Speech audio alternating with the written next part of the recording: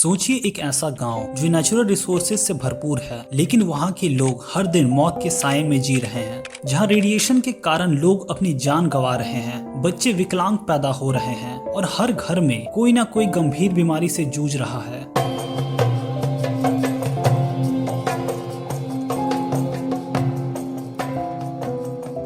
ये जन्म से ही विकलांग है, पैदा हुए हैं और हमने अपना स्तर से डॉक्टर के यहाँ गए थे चेकअप कराने के लिए। इसका इम्प्रूव नहीं हो पाया है। माइंड सामने है, यहाँ टेलिंग पॉइंट भी है और हम पहले काम भी कर चुके हैं। हमें तो खुद हम अपने आप में एहसास हो रहा कहीं हमने उस रेडिएशन इलाका क्षेत्र में काम करके तो इस तरह के बच्चे ना पाए। ये है जादूगोड़ा की दिल दहला देने वाली कहानी। ये कहानी खूबसूरती की नहीं बल्कि मानवता के साथ किए गए अपराध की है।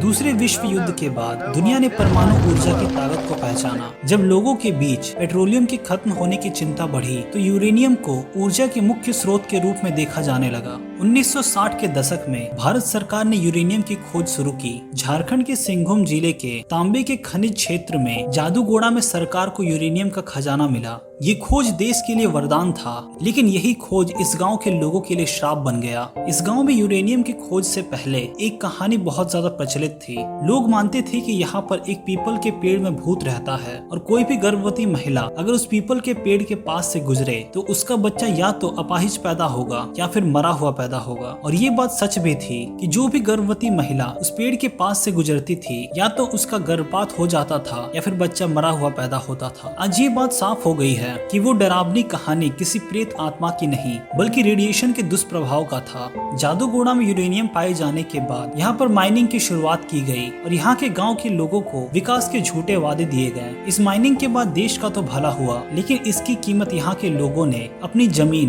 पानी और हवा को खोकर चुकाया। जमीन बंजर हो गई, पानी जहरीला हो गया और हवा में रेडियो एक्टिव पार्टिकल्स भर गए। किसानों ने अनाज उगाना छोड़ दिया और हर घर एक नई बीमारी का अड्डा बन गया।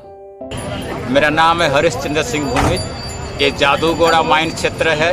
इसमें यूरेनियम खनि है और यूरेनियम के तहत इस जादूगोड़ा माइन से लेकर 10 किलोमीटर रेशियो में इसका यूरेनियम जो विकिरण फैलता है, जिसका चलते मजदूर के साथ साथ 10 किलोमीटर रेशियो लोगों का विकलांग पैदा होता है, बच्चा हाइड्रोसिल होता है, चर्म रोग होता है। यहाँ का यूरेनियम को पैकेट करके ले जाते हैं हैदराबाद, फिर लौटा के लाते डस्ट फेंकते हैं। यहाँ टेलिंग पॉइंट मत बनाओ। टेलिंग पॉइंट बनाने से टेलिंग पॉइंट जाके जो अगल बगल जमीन जो खेती नहीं होते हैं, लोगों को रोगग्रस्त होने पड़ते हैं। साथ यहाँ को जो गैस छड़ते हैं ना, किसान का खेतों में जाने से खेत जल जाता है। इसीलिए लड़ाई हम लोग लड़ रहे हैं आज तक विस्थापन के लिए, रेडियो विकिरण के लिए, टेलिंग पॉइंट के लिए, ताकि लोग एक इंसान है, देश का लिए इंसान है, तो उस इंसान को बचाना चाहिए। देश कैसे बचेगा, इंसान नहीं बचेने से। यही लड़ाई मेरा।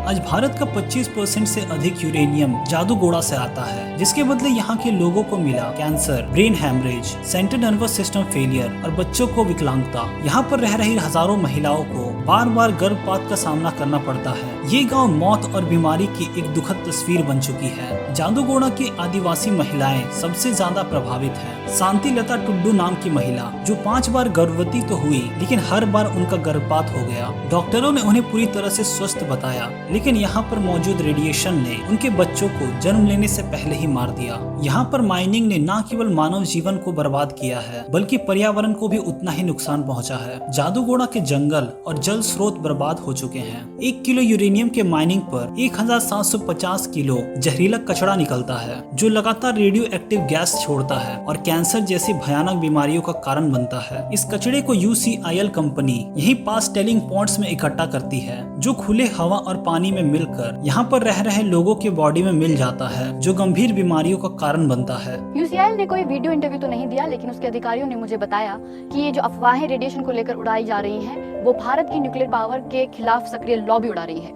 उन्होंने यहाँ पर अच्छा काम किया है। 3 स्कूल, 3 अस्पताल बनवाए हैं। जो लोगों को समस्या है वो उनकी गरीबी और कुपोषण की वजह से है। हालांकि टेलिंग पॉइंट के आसपास की रिहाइश को लेकर जब मैंने उनसे सवाल किया तो उनके पास कोई साफ साफ जवाब नहीं था। जादूगोड़ा की कहानी केवल विकास की विफलता नहीं बल्कि मानवता के ऊपर किया गया अपराध है। ये लोग अपनी जमीन, घर और भविष्य को खो चुके हैं और बदले में देश ने इन्हें केवल दर्द और विनाश दिया। मैं आपसे पूछना चाहता हूँ कि क्या जादूगोड़ा के लोग भारत का हिस्सा नहीं है? क्यों नेशनल मीडिया इन्हें कवर नहीं करती? इस वीडियो को लाइक मत करो, इसे शेयर करो ताकि देश के हर व्यक्ति को जादूगोड़ा के लोगों के दर्द के बारे में पता चले।